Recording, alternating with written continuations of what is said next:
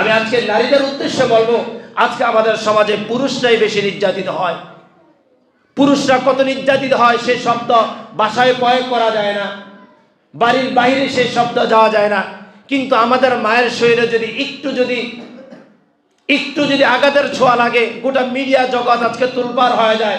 গোটা সমাজ আজকে পুরুষ জনিত সমাজকে আজকে চি চি করে, আজকে ধমকের শুরু তাকায়, নোংরা বাঁকা চোখে তাকায়, ঠিক কিনা?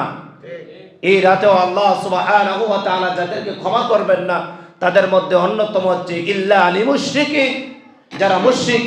দ্বিতীয় নম্বর, আল্লাহ সুবহানাহু ওয়া তাআলা এই রাতেও যাদেরকে ক্ষমা করবেন না তারা হচ্ছে হিংসুক। কি হিংসুক? গতকালকে আমি এক আলোচনার মধ্যে বলেছিলাম, আল্লাহ তাআলা এমন হিংসুকদেরকে ক্ষমা করবেন না যে হিংসুক ভাইয়ের সাথে ভাই হিংসা করে, এক ব্যবসায়িক আরেক ব্যবসায়িকের সাথে হিংসা করে, এমন এক রাজনীতিবিদ আরেক রাজনীতিবিদদেরকে হিংসা করে, ঠিক কিনা?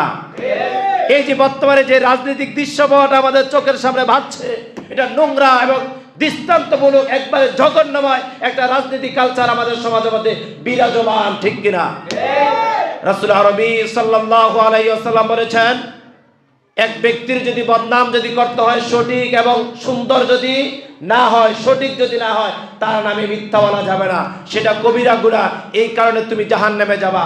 আর আজকে আমাদের নোংরা রাজনীতির কারণে ছেলের বিরুদ্ধে বাপে দাঁড়াইছে ক্ষমতায়, বাবার বিরুদ্ধে ছেলে দাঁড়িয়েছে। এমনও তো আমরা দেখি, এক ঘরে স্বামীও সংসদ সদস্যের জন্য প্রার্থী হয়েছে, স্ত্রীও সংসদ সদস্যের জন্য কি হয়েছে?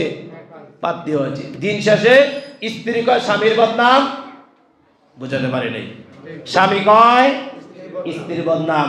আবার রাতে তো অথবা দিনের অন্যান্য সময়গুলো তারা একসাথে থাকে, মিডিয়ার মধ্যে একে অপরকে ঘায়েল করে, কেন জানেন?